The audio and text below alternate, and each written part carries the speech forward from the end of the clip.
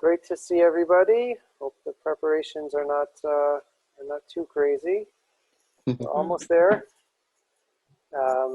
If we survive. If we survive, it's going to be okay, Reno. We're going to survive. We're going to survive. It's going to be great.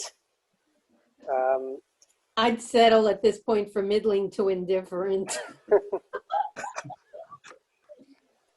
Sounds pretty great. It's going to be okay. We're all going to be okay. Okay. So as Arthur already alluded to, it's quite an extensive source packet, and especially for Shabbat haGadol Shir, which I love giving the Shabbat haGadol Shir on a Tuesday night. It's I always put more than we're going to cover, and it's with the hope that people will be able to utilize some of this stuff in their own studying, in their own preparation for the Siddharim, and maybe even at the Seder, whatever works for you. But I don't feel the pressure to cover everything in depth tonight, but it's there for your use and to use in any way that you see fit. So with that, we're going to jump into it. And the question that is very much on my mind this year, perhaps more than other years, is the whole question of hospitality and the question of, this year, thankfully, some of us will be able to have the Siddharim with guests and some will not. But certainly it's not in the normal way, and it's not in the normal, things are still out of whack. And so thinking about not only Pesach, but, in general, coming off a year of no guests or very limited guests, and I think that this is a time for us to reflect and to think a little bit more about what hospitality means for us, what it means for us to be able to host others in our homes, to care for others, to be guests in other people's homes. And I think that the Haggadah provides lots of rich, lots of food for thought when it comes to that. So the screen's being shared already, right? So the text we're going to be focusing on really exclusively is the very introduction of Magid, the Halach Ma'anya text. The paragraph that we say at the beginning. Some of us have a favorite tune to this paragraph. I'm not gonna, maybe Joshua and his group have a tune they can share with us, but I can't sing anything.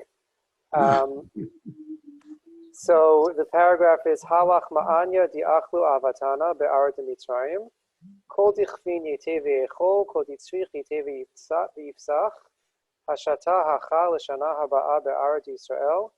Hashata avdei l'shana haba'a b'nei chorin.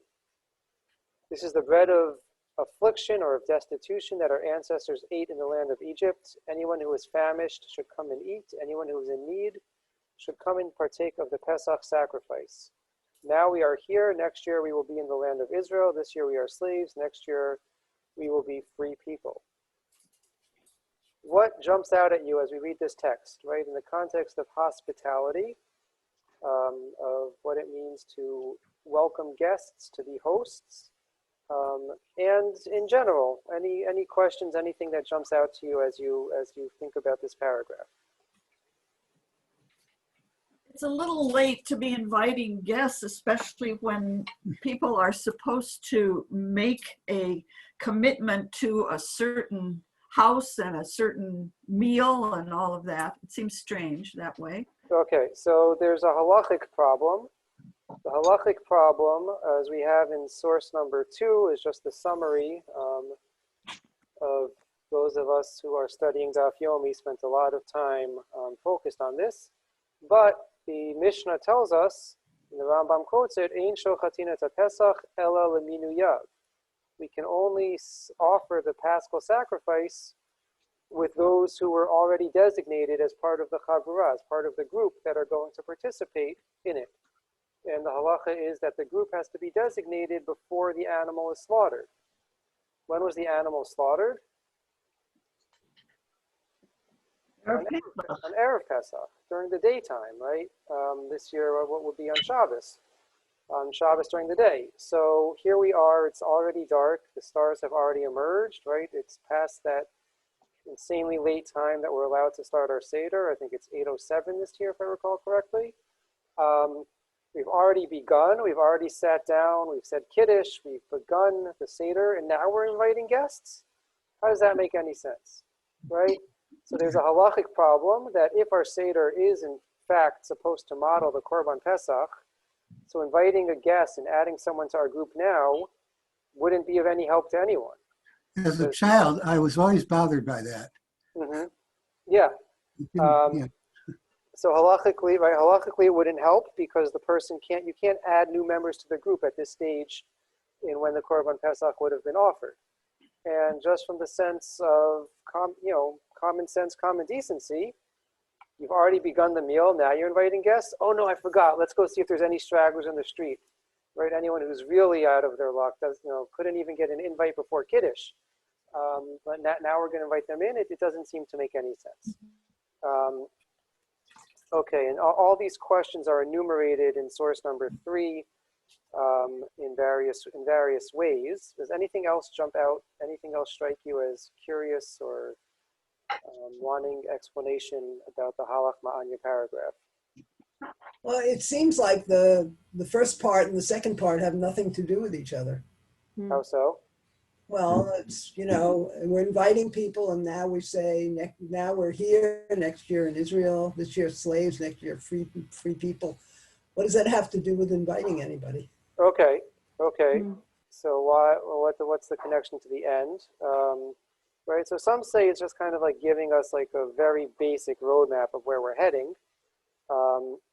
But yeah, it's not an obvious connection to say this year we're and what does it mean Hashatav Day, this year we're slaves, right? So thank God none of us are slaves.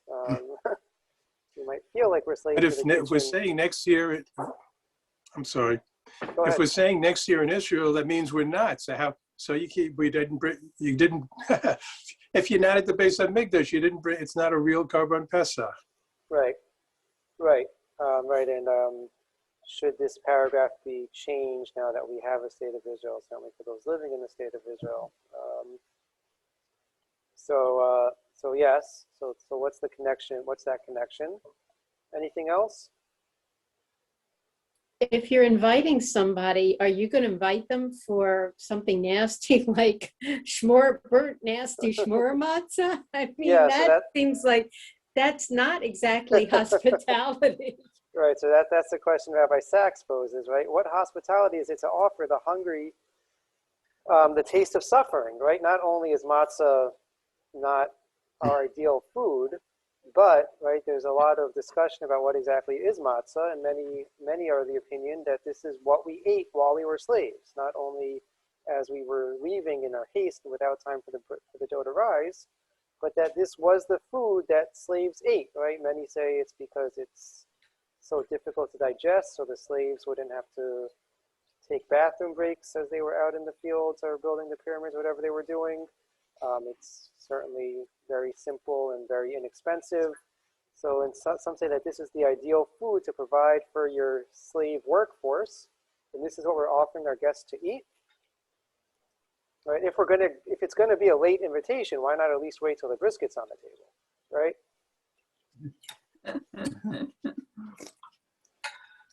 So the other curious thing about this paragraph is that it's in Aramaic. It's the only paragraph in the entire Haggadah that's not in Hebrew. And so that's another thing that many pick up on. Why is this the only paragraph in Aramaic?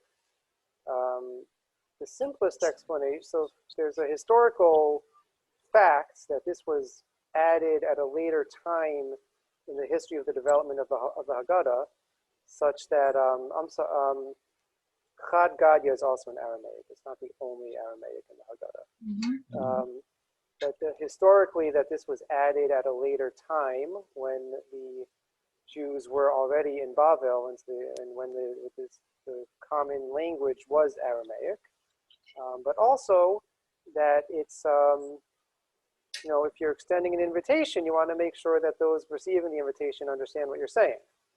And so we resort to the lingua franca in order that people can understand the invitation, and it's in that way a somewhat of a sincere.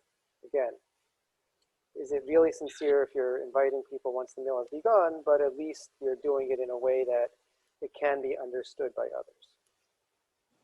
Any other questions? Anything else that jumps out to you in this halach ma'anya paragraph?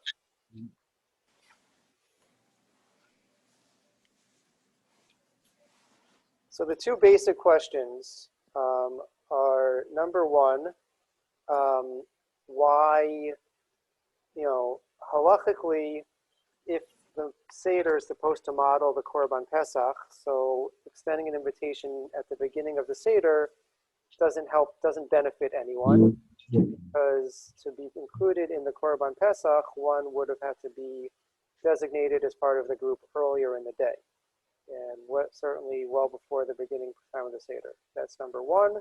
And number two, putting aside that technical halachic issue, it's just not good manners, right? It's not good manners to begin a meal and then extend an invitation to guests. If we really want guests to join us, right, in sort of number 3D, right, Jeffrey Goldberg writes, really we should have a pre-Seder Seder, right? We should have a week before, a month before, if we need to offer formal invitations, so it should be done before the Seder. This is not the right time to do it. So we could explain these curiosities and the inclusion of the halach ma'anya in very general terms, right? In general, we're a people, like most traditions, like most societies, most communities, that believe in caring for the poor. And so the Rambam, right, one of the most often quoted examples of this, and the Rambam, when he describes the halachot of Yom Tov, the laws of how we're supposed to properly celebrate all of the holidays, not unique to Pesach, he says, I'll just read the English, in number 4, right, we have to, of course, eat a proper meal as part of our celebration and drink wine. While eating and drinking, one must feed the stranger, the orphan, the widow, and other poor unfortunates. Anyone who locks the doors of his courtyard and eats and drinks along with his wife and children, without giving anything to eat and drink to the poor and the desperate, does not observe a religious celebration, but indulges in the celebration of his stomach. Ein zo simchat mitzvah, ela simchat kreso. Right? If you're only enjoying with your immediate family and are not including others, so that's not the simcha, that's not the joy of the holiday that Hashem wants from us. Right? And so at least we could say that at least we're giving recognition to this. Again, is it a sincere invitation at this point in our Seder? Not so clear. Hopefully we've included and invited others to join us beforehand. But we could say that this paragraph is included in the haGadol as kind of a reminder or kind of a nod to the Rambam's insistence that we welcome guests. If that were the case, if that truly were the explanation, though, we would expect there to be a similar declaration for every Yom Tov that we celebrate. There's a kind of a parallel between Purim and Pesach in regard to, well, you got a meal, okay. And at least in some communities, many communities, the custom, for example, in Izmir or Smyrna, in what's now Turkey, the community there, at least as recently as before the First World War that I've been reading about, it was a custom for the needy to go from house to house of the well-to-do. They would be invited in, and if not for an entire meal, at least for a drink, for some of the goodies that are there. Some of them came prepared to sing or perform something like the Purim spiels from up in Eastern Europe. The Purim model was less formal than the Seder apparently is, but still the idea of being open. Right. And there ends up being a kind of a conflict between modernizing people who are becoming more upper middle class or more well-to-do, who are uncomfortable increasingly with this informality of the poor people actually coming into the house. Right, so we experienced that in Baltimore, at least in some neighbors in Baltimore with all the shluchim. We used to frequent our neighborhoods before COVID.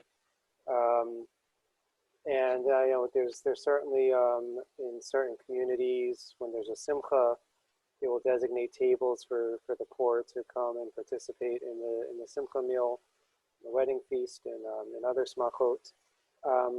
Yeah, so there's definitely no one's denying that caring for the poor is important, and welcoming them in is important. And there's, you know, you spoke, Robert, about kind of the middle class, rise of the middle class, changing our interaction, our comfort level in interacting with the poor.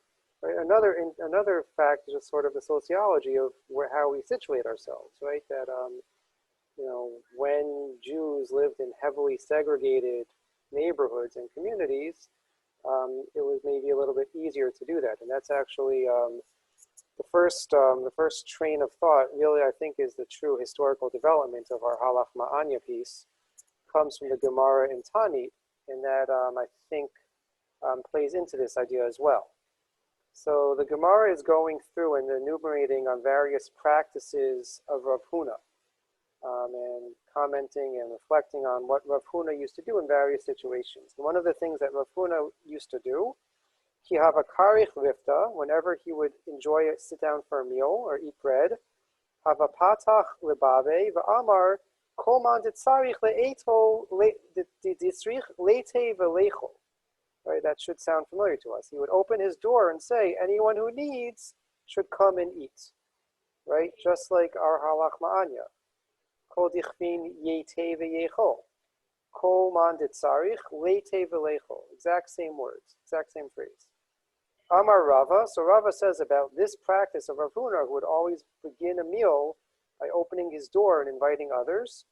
Kulu matzina mekaimena levar meha. I could do everything that Rav Huna did and all the various practices the Gemara goes through, with the exception of this practice. Zvo matzina lemeabad, I could not do this. Mishum denefishe b'nei chela d'machoza. The reason that Rava could not do it is, he says, there are too many soldiers in Machuza. Machuza is the city that he lived in. So there's too many soldiers around. I couldn't do it. What does it mean there's too many soldiers around? I couldn't do it. So most understand that there were soldiers, you know, kind of like in America, where we had the quartering restriction, the quartering act, that there were soldiers who would take advantage of this invitation. If they would hear someone say, come eat, the soldiers will come and eat, right? Some other situations we can imagine, the soldiers, even without an invitation, would knock on the door and say, you have to feed me. Rashi, interestingly, has a different manuscript, which doesn't say the soldiers, but he says, Mishum denefishe b'nei Machuza, that there's just a lot of people in Machuza, in the city. And so that people would take advantage, and every commentator understands it means the non-Jews. The non-Jews would take advantage of this invitation. And so the sociology, the demographics of the neighborhood changing from, you know, certainly to when Rav Huna was living, and certainly as we can imagine in our day, where Jews are living interspersed among Gentiles, was the first step in taking away from this practice of inviting people at the very beginning of a meal. Right? We could nitpick, is it the beginning? Did the meal already start? But certainly that there was a precedent for extending an invitation right before the meal. And it seems that people would take them up on that invitation, but that the reality, the sociological reality, did not allow for that to continue as Jews found themselves living in different situations. So that I think that's probably the true origin, historical origin of this invitation that we extend at the beginning of our meal. And then just to take it a step further,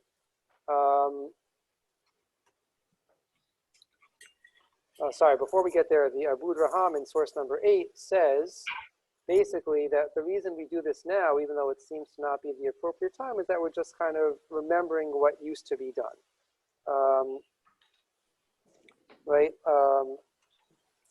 The practice to say, all who are hungry, come and eat, was the practice of our ancestors to raise their tables and not close their doors. They would say this so that the poor Jews who were their neighbors would come to eat. They would do this to receive reward. Now that we are neighbors with non-Jews more than with Jews, we provide for the poor Jews before Pesach. They will not have to beg at the doors. And later we raise the table and say what our ancestors said. So he says, right, we should take care of our tzedakah responsibilities beforehand, and now we're just kind of evoking how things used to be. But I thought this might be extended a little bit more specifically to Pesach. Pesach is called in the Haggadah, in the Torah, it's called the Leil Shimurim, a night of protection. In the Shulchan Aruch Harav, in source number 10, has a very interesting custom on Pesach. It says on Pesach, people would not lock their doors, right? If you have a home security alarm, don't arm it before Pesach. Why not? Because we have a promise from Hashem that this is a night of protection. This is a night that bad things don't happen. I think with Moshe Feinstein, who lived in the Lower East Side, said, don't be a fool. If you live in a bad neighborhood, lock your doors. But that there is this idea that there's extra protection. And so situations where we would normally have our doors closed and not open our doors, on Pesach specifically, we open it. And so my first connection to Pesach is I thought that maybe this idea is an extension of the notion of Pesach being Leil Shimurim, a night of protection. I'll see if there's any questions or thoughts on what we said so far.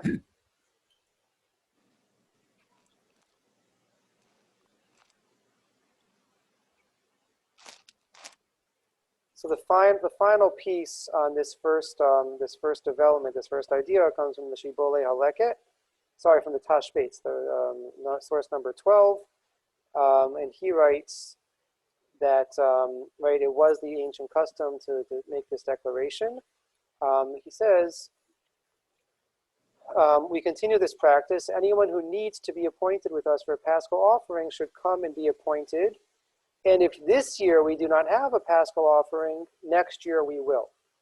So it's an invitation not just for the here and the now, if anyone is needy, but it's also an invitation by bringing in that halachic discussion, consideration of how can you offer a Korban Pesach, include someone that wasn't part of your group. We're going to set our group this year for next year's Korban Pesach.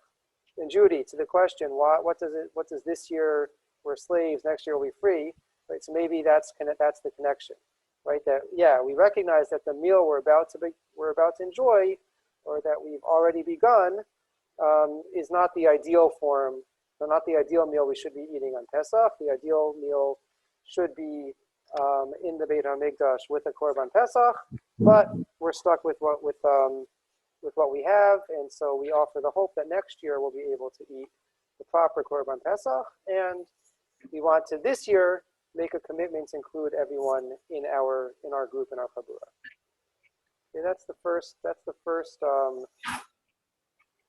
idea, the first explanation of the halach ma'anya, that it is evoking an ancient practice of inviting the poor.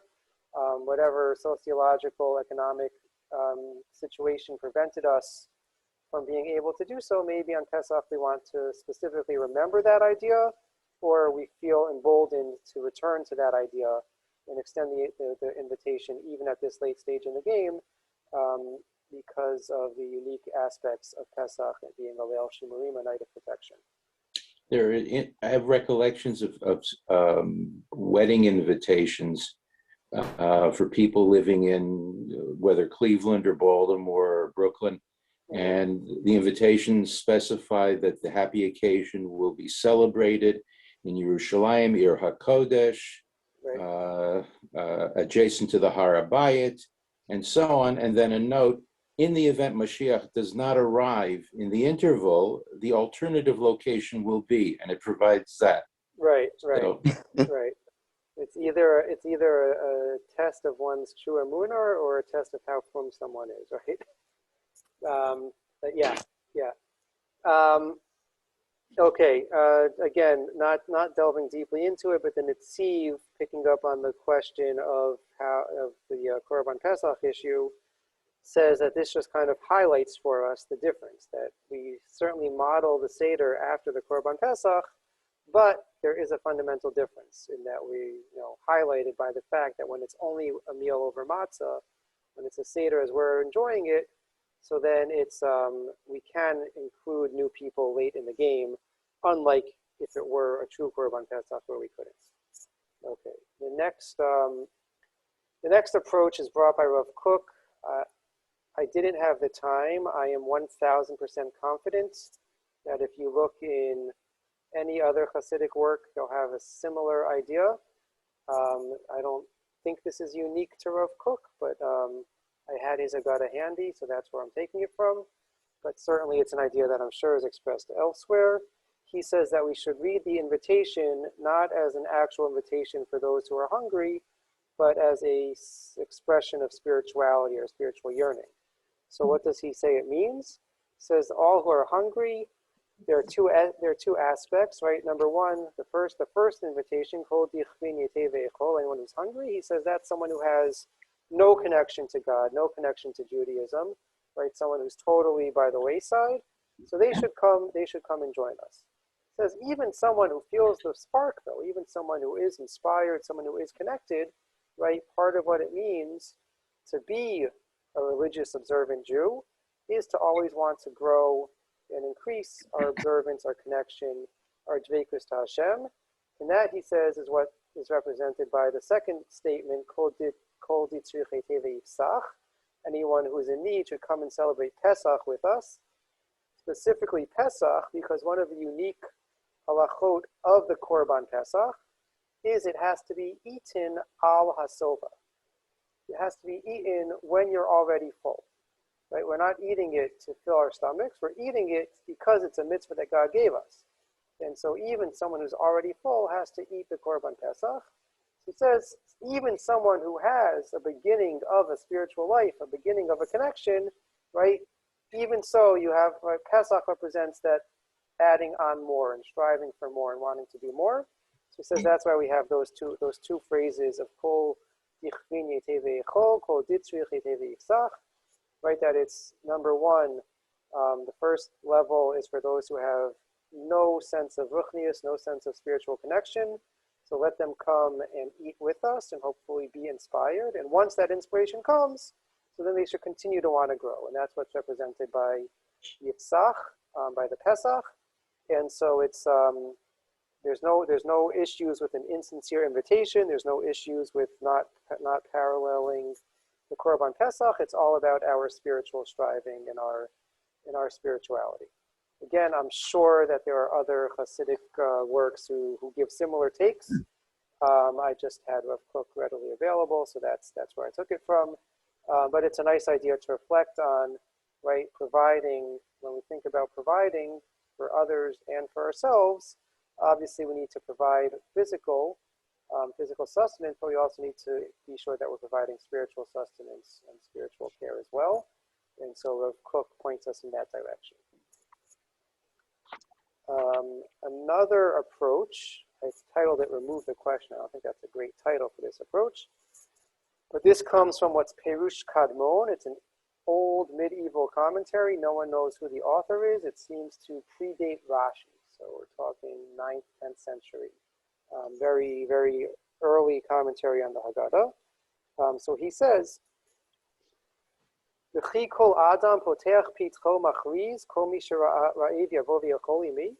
it really make sense that people open up their windows, their doors, and declare anyone who's hungry should come and join me?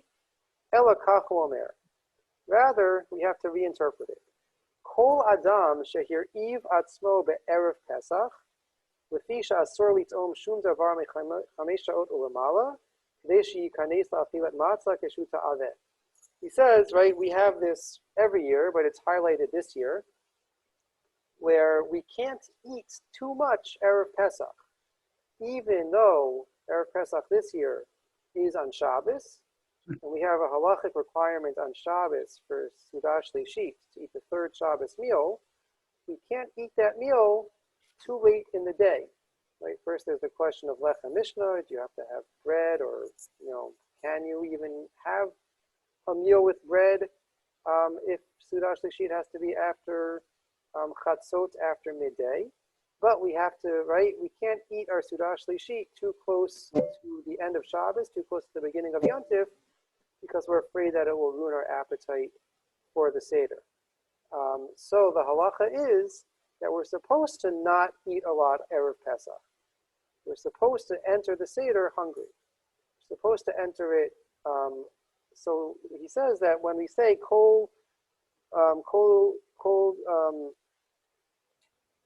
anyone who's hungry should come and join us, that it's talking about members of our household who are hungry because they haven't eaten all day, because they've been withholding from eating in preparation for the Seder. So all you hungry people gathered around the table, okay, we made it. Now it's time to begin the meal. Now it's time to begin.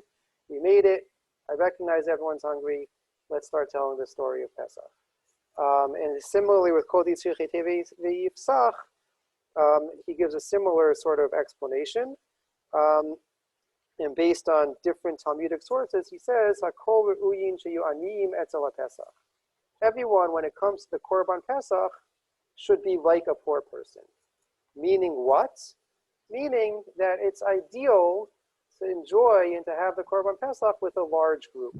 Right, he points to the Gemara Pesachim, source number 16, that there's serious discussion whether an individual, one person, could bring a Korban Pesach for themselves, or whether it has to be brought in a group. But the assumption, and certainly the preference, is that many families would join together in bringing the Korban Pesach. And he says this is the way of poor people, right? Just like poor people will gather for a communal meal where they're able to share whatever scarce food they have, so everyone should be poor when it comes to Pesach, the Korban Pesach specifically. So therefore, Kol Yitzchak V'Yifsach is a reference to that. So he removes the question by attaching it, or putting these statements in the context of other halachot relevant to Pesach, which is a creative way of dealing with it. Any questions on what we've said so far? I think it's a wonderful source to bring, particularly for this year. Good for you. Yashkah. Okay, thank you. So the crux, and I think where this will get perhaps less technical, less historical, and more perhaps relevant in speaking to us, is what I call sign of freedom.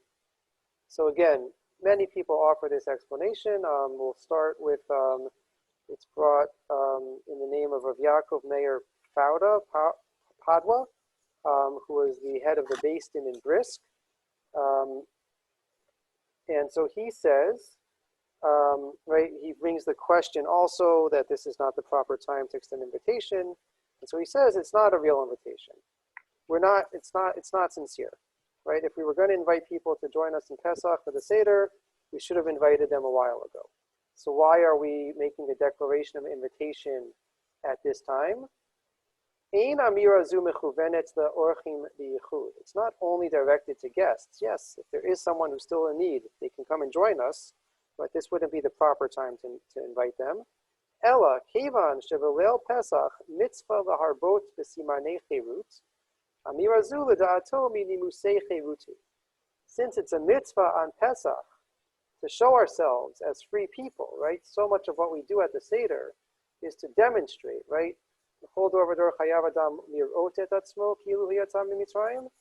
Every generation, a person has to see him or herself as if they left Egypt. The Rambam says in his haGadol, Chayav Adam liharot et atzmo. Person must show themselves as if they left Egypt. We have to present ourselves as a free person. So that's why we lean, that's why we recline, that's why many people don't pour their own cups of wine, because a true, free, rich person wouldn't pour wine for themselves, but the butler would pour it. You have someone else pour the wine for you. So we have to take on as many signs of freedom as possible. It says, what's one sign of freedom? Is to invite guests. Nira shedavar zeh haya machriz bal habayit bifnei beito, bifnei bnei beito. So the head of the house would say in front of all the members of the household, Omer sheyesh lo v'sudato dai v'hoter, saying, look how lucky we are, look how abundant our meal is. We could invite more guests, we could invite more people to join us. Not that we're actually inviting them now, again, because this wouldn't be the proper time to invite anyone else. But thank God we're free people, we're rich, we're wealthy, we're able to enjoy the holiday, and we have so much food we could invite another 10 people to join us, and no one would notice the difference, right? That's the way that some of our mothers, some of our grandmothers cooked all year round, but certainly when it came to Pesach.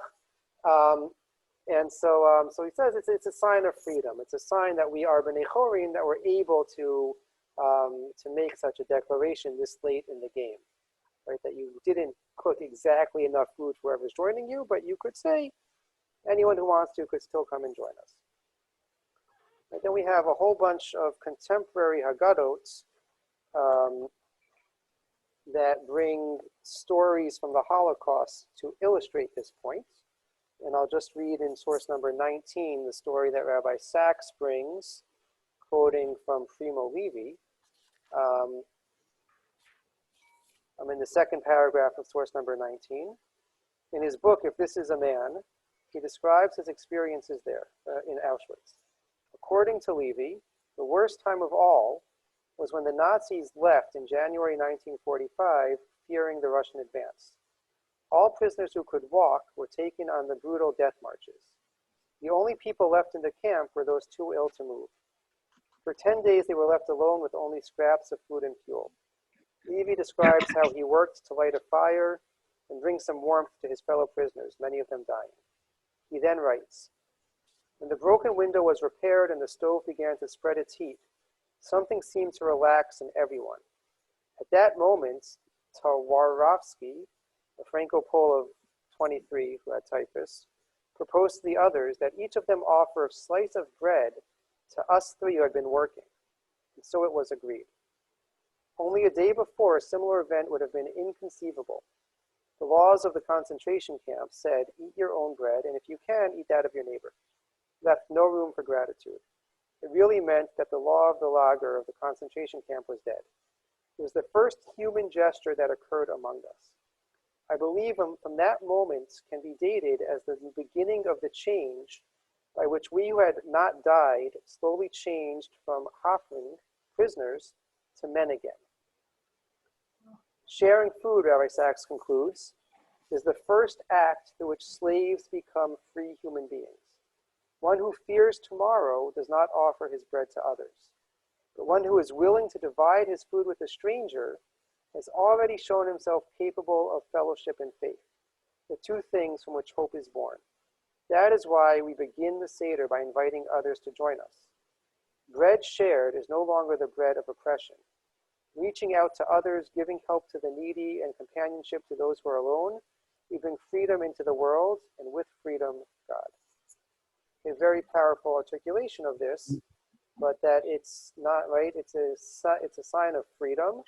The opposite of being a slave, of being is to be able to share with others. In source number 20, Rabbi Rimon quotes Rabbi Soloveitchik. We've got a lot of rabbis quoting other rabbis, who says that in very similar terms, the distinction between the slave and the free person is that the slave thinks only about himself, about his own personal survival. A free person is full of vigor and strength, shakes off his own personal concerns and thinks of others and how to help them. One of the characteristics of the slave is that he's unable to help others. Thinking about others is the mark of a free man. And so by inviting others at the beginning of our Seder, whether it's the appropriate time to invite them or not, whether it's a sincere or just a symbolic gesture at this point in the Haggadah at the Seder night, but we make a statement of sensitivity and inclusion of others to show that this is the way that we celebrate our freedom. We celebrate our freedom by having an awareness and empathy and an appreciation and inclusion of other people. And so that's the, one of the major points, I think, of this inclusion, of this paragraph being included, where it's included, is that it is the ultimate sign of freedom. We show that we're free people at the Seder night by having an awareness, sensitivity, and a desire to include others in our celebration. It's not only about ourselves. Any thoughts on this section?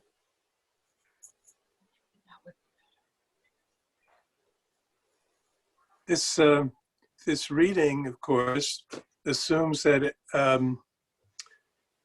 everybody who's saying Halach Ma'anya is really at least middle class enough not to have to worry about where the food is coming from, and it has enough food so they can offer it to others. But the truth of the matter is that even people who are impoverished are saying Halach Ma'anya.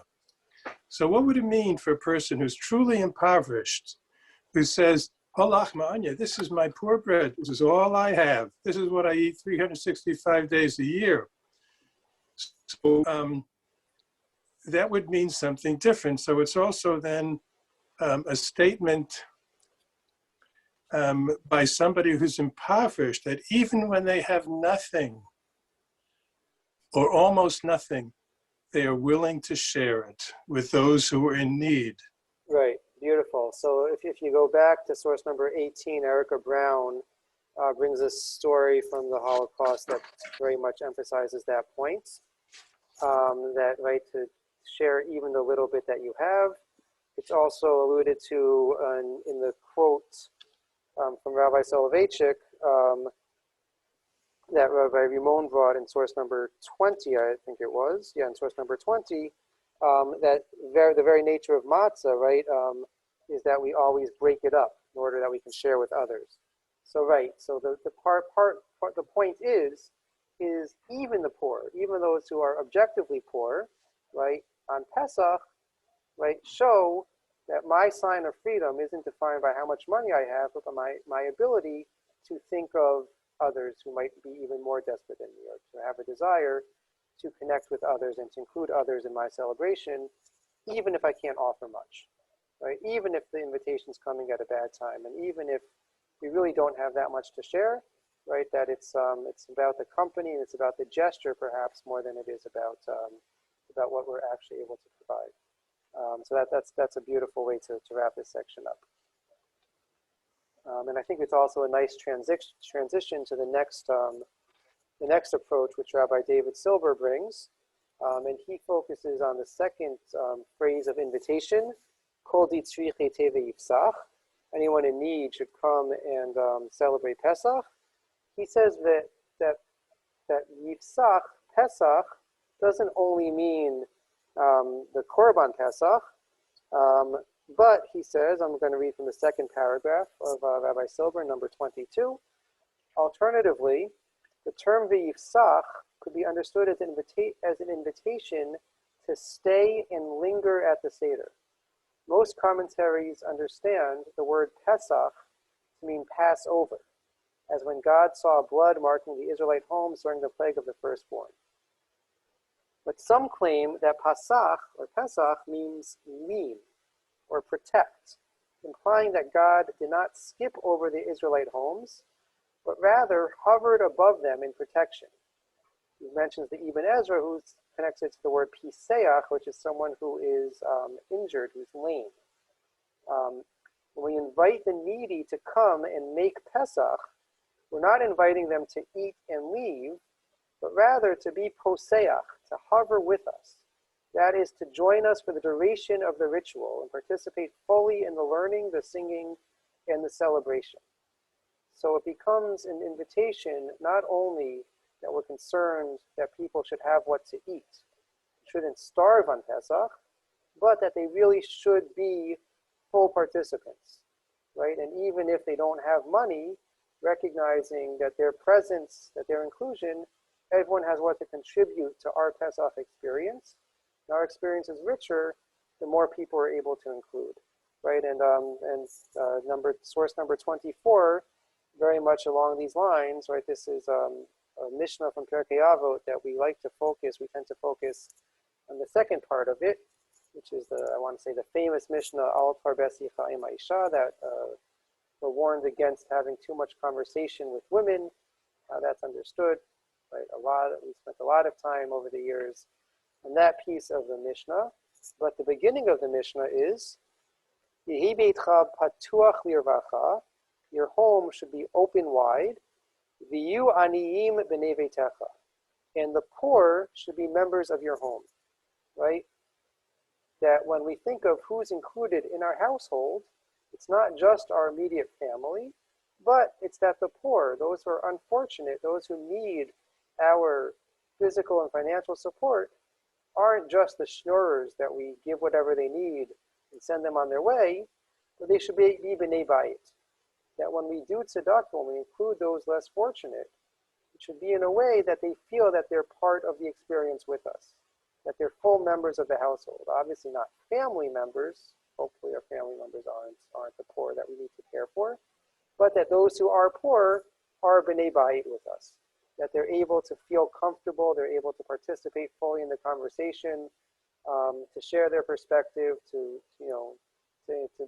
be a part of all that's going on, and not just be this third wheel who's taking some food off in the corner and then going on their very way. So that might be indicated, as Rabbi Silber points us, in a way of understanding the Yifsach, that Pesach, one understanding of Pesach, of the word Pesach, is not Passover, but is hover. Just as God hovered over us in protection, we ask the poor to come and hover, to stick around, to take a bite to eat, take whatever they need to sustain them physically, and then to continue to participate and be full members, full participants in our Seder, to contribute to the conversation and to what's going to unfold during the evening.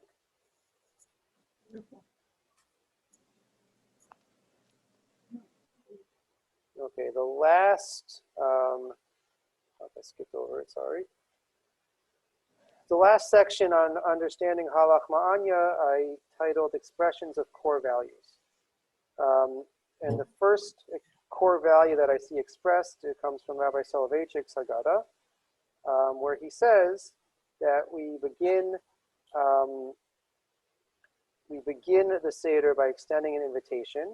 And I'll read just the second paragraph. Halach Ma'anya is the renewal of a pledge of solidarity among the Jewish people. Solidarity between individual and individual, and between the individual and the Jewish community as a whole. It is a proclamation that we are one people. We are ready to help each other. Pesach night is a time of sharing. Without manifesting and demonstrating the sense of solidarity, responsibility, unity, and readiness to share and to participate, the whole Seder becomes meaningless. Right? So why do we, at this point in the Seder, invite others to join us? Right? Whether it's a real, much more of a symbolic invitation at this point, but he says that because we need to express our desire, our strong inkling of achdus, of connection, of brotherhood, of fellowship with our fellow Jew. And so we begin the Seder by extending this invitation as a way of showing that we totally identify with our fellow Jew and that we are committed to the entirety of the Jewish people. And so it's not so much a technical, formal invitation, but it is an expression of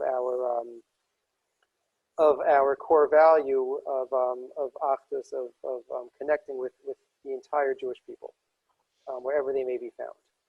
All right, similar lines, the Gemara in Shabbos tells us, and we actually spent time with this in our Parsha Shir on Parshat Vayera, where our Parsha opens with Avraham recovering from his Brit Milah and Hashem coming to visit him. And the Gemara there offers the very provocative statement, Amar Rav Yehuda Amar Rav, Gidola hachnasat orchin mehakpalat pnei hashchina. Welcoming the guests is greater than receiving the divine presence. And what does this have to do with Parshat Vayera? So if you remember, when Abraham, right, the Parsha begins, Vayera elav Hashem ve'elonem amrei v'yoshev petach ha'oel techom hayom. God appears to Abraham as Avraham is sitting in his tent at the heat of the day, and God is speaking with him, right? Rashi tells us that God is performing the mitzvah of Bikur Cholim, of visiting Avraham as he recovers from his Brit Milah. And then Avraham sees these passersby, these people traveling through the desert. And Avraham says to God, according to what the most provocative reading of the story, hold on a second. I'm enjoying our conversation. I'm enjoying our visit. But I see that there's people traveling in the desert. I have to go take care of them. And so Avraham interrupts his conversation with Hashem. Says, Hashem, at this moment, my conversation with you is not as important. Right now, what I need to do is go care for these people. And he welcomes these people in. He gives them a beautiful meal. And after they go on their way, then Avraham resumes his conversation with Hashem. That's the most extreme, provocative read of that story. But that clearly, right, we have this idea that even if we are in direct encounter with Hashem, that we need to suspend our own spiritual ecstasy, as it were, in order to care for guests, in order to welcome guests into the home, right? Some say that that it's, it's really one and the same, that if we're at that level, then we can see the divine in the guests that we're welcoming in. So maybe it wasn't an interruption of Abraham's encounter with God, but it was sort of a continuation of the same encounter in a different way, that he saw, right, not knowing that these were angels, assuming that these were humans, that these were people, but he was able to see the divine in them. And so, but we have this idea of putting hospitality as the core value, as the foremost value when it comes to how we're supposed to go about our lives. And I wanted to suggest what I think is a sort of radical extension of this whole idea to the halach ma'anya. We began the shir by asking, how could it be that we're extending an invitation once the Seder has already begun for others to come join us? Not only is it a terrible time, it doesn't make any sense, right? Are we bad hosts if that's when we're first thinking about guests? But there's the technical halachic issue that that this would be not helpful, because if the Seder truly is modeled on the Korban Pesach, we would have to include others and designate our chabura, our group that's going to be enjoying the meal together, much earlier in the day.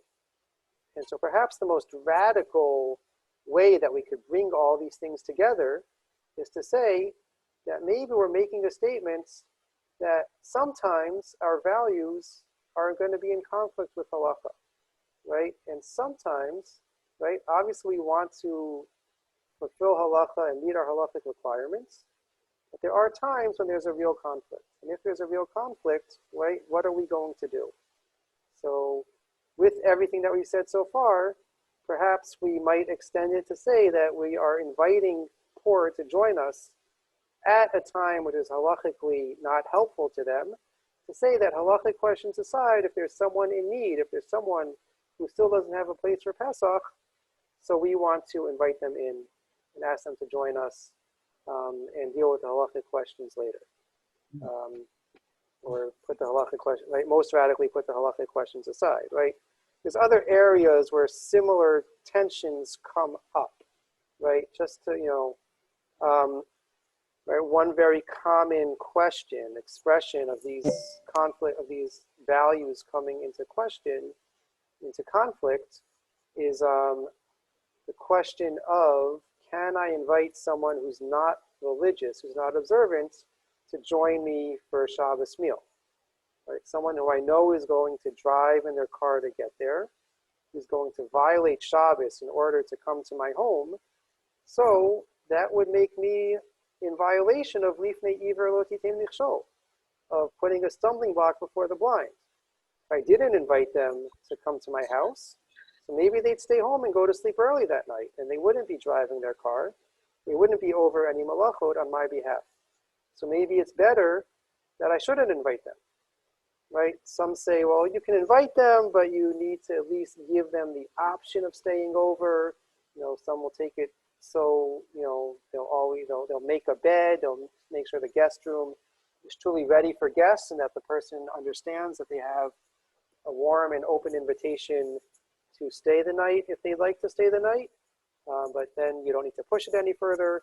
But that, and then others say, well, no, it's better that this person, they might call it an early night and go to sleep early, or they might go out partying, or they might go out to eat in a non-kosher restaurant and drive their car there. Better that they should have some semblance of a Shabbos experience, and maybe that will inspire them to want to more properly observe Shabbos in the future. So this is a real debate among poskim, right? Meaning there are poskim who say it's inappropriate to extend an invitation to someone who's going to violate Shabbos as a result of the invitation.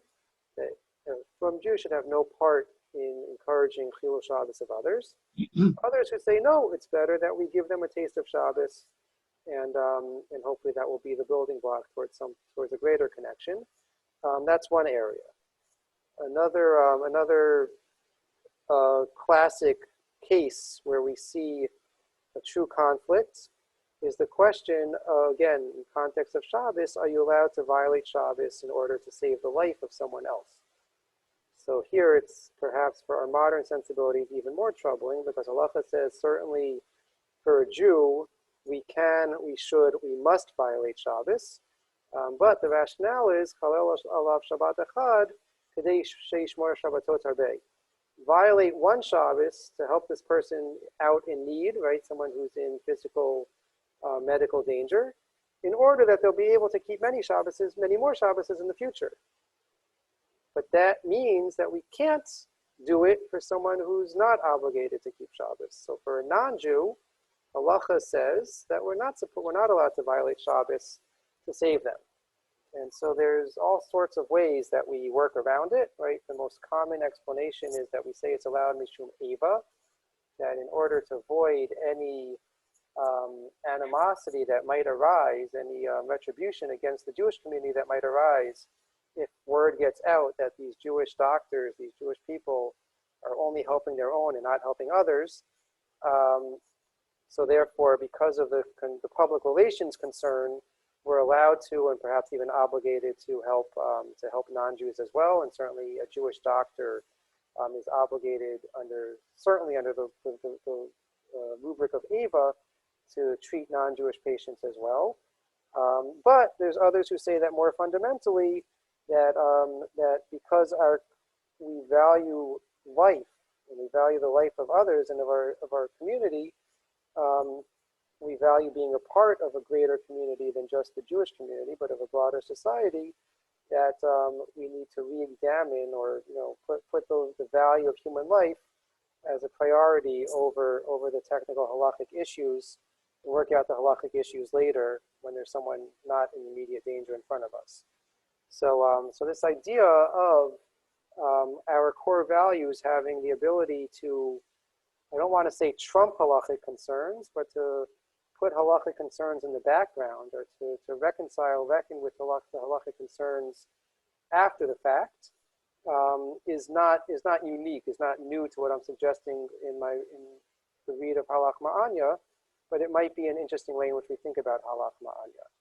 And I think that this question really gets highlighted in the background of COVID and all that we've been through, and really forcing us to question what are our core values, and how do we continue to include them and bring them into our lives with the major interruption that's gone on, right? If we can't welcome guests into our homes, right? So how do we continue to be those people that, right, Rabbi, that we've seen is the core of what it means to be Jewish, to have a concern for others, to be sensitive to others? How are we how can we fulfill this mitzvah, or at least the message, the end result of Hachnasat Orchim, of welcoming guests without physically welcoming guests?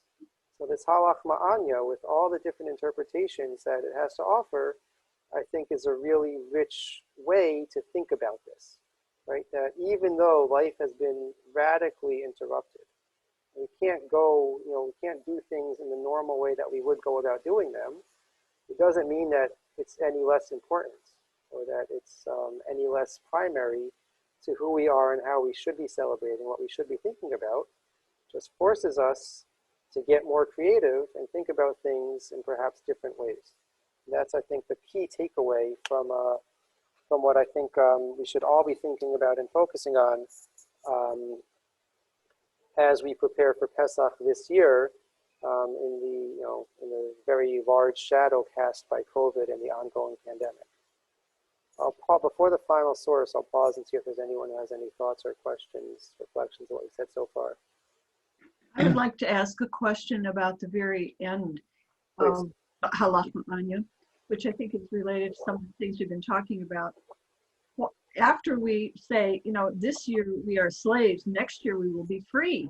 And one might hope, say along the path that you just say, our freedom is in perhaps after midnight.